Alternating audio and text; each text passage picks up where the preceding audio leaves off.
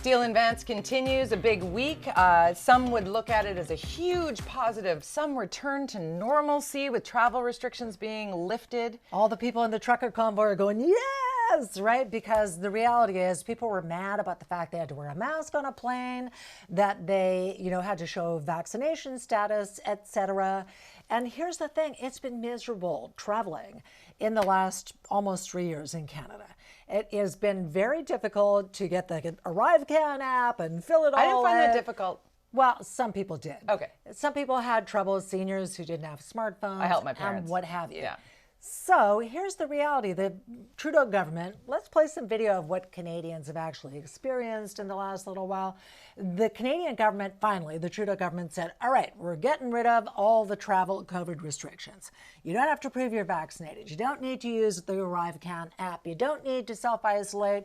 You don't need to worry about the random testing. That's the big one for me, Yeah. is that the cost associated with the testing was really, it allowed for those with means to continue to travel, and those who couldn't afford the extra $2,500 for a family afford to go to Disneyland for a week. It was a real, I have lots of friends who are like, whoa, we're still traveling like there was no tomorrow because we can afford it. And yeah, it costs us an extra $6,000 to do it. But I'm like, holy moly, that's a non-starter for so many. So this for me, I think, it speaks to the like I said, return to some semblance of normalcy for the greater populace, right? But I'm still going to wear a mask on a plane, will you? Well, this is the thing. Yes. I mean, I haven't been anywhere aside from Victoria and Whistler. You got to go to 3 Hawaii, years. girl. You got to go. So we're going to book a flight. My husband's pretty, COVID hinky and all the rest of it. So we threw out a poll on Twitter this week. Oh, and this we was were big. asking people, okay, now that you don't have to, as of October the 1st, are you still going to wear the mask on public transit, on planes and trains and what have you?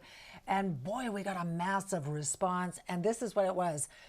Over 2,700 votes, 60% basically going, yeah, I'm still wearing the mask. 12% thought, I'm not really sure.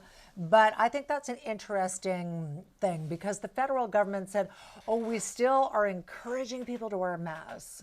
And you should. And I thought, but will they? And I think this is going to track back to the probably 15-20% of the population who thought it was dumb anyway. And the rest of us are like, I don't want to get sick. I watched the press briefing on Wednesday about not just COVID, but also the flu and the coming flu season that's going to coincide with what will likely be another surge of COVID, and just talking about the vulnerability of some and the community immunity of the rest of us. We've done really, really well, and this is good news. It's good news. And there are people that want to make it bad news. No, we need to mandate it. It needs to be a thing, or we need to da-da-da. I get like, oh boy, I mean, the extremes on either end. You know we what? are returning to a space and a chill place. out.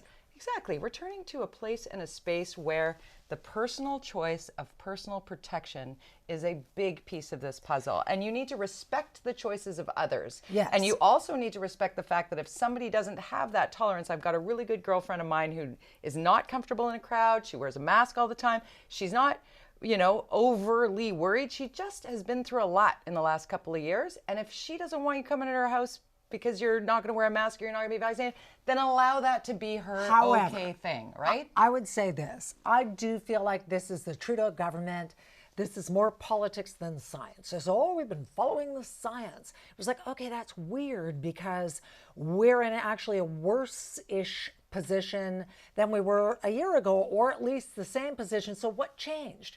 What about the science has changed? And suddenly it's okay, nobody has to wear a Dr. Henry mask, said we the don't have to science do that changed thing. yesterday in the press briefing. The science has changed. We know more about the virus. No, I know that. Omicron is a different beast. The fear of plunking our healthcare system, which really is at the root of this, is overwhelming the healthcare system to the degree that it might have in early days, not understanding the virus. Right. And in listening to this, that's what's different. We are at a point now where we need to move this virus, this respiratory virus, into the category of Endemic. protect yourself, get vaccinated. That's the best protection. 4 times more likely to have severe illness if unvaccinated. However, most I of us still are think vaccinated, there's and I applaud you politics for doing that. smeared all over I feel this. it's science. Can you say Pierre Science. Poilievre? Science. Nah, Science. Science. I'm Anyway, gonna keep okay. saying it. La, la, la.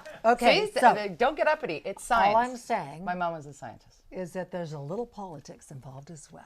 I think it's science. However, okay, when we come back, we're still friends. Oh, my God, I love you. Give it in. Mwah. Odyssey, see how that works? We have a very special guest who's going to co-host the rest of the show. We both agree on this guy. Premier John Horgan joins us next on Steele and Vance.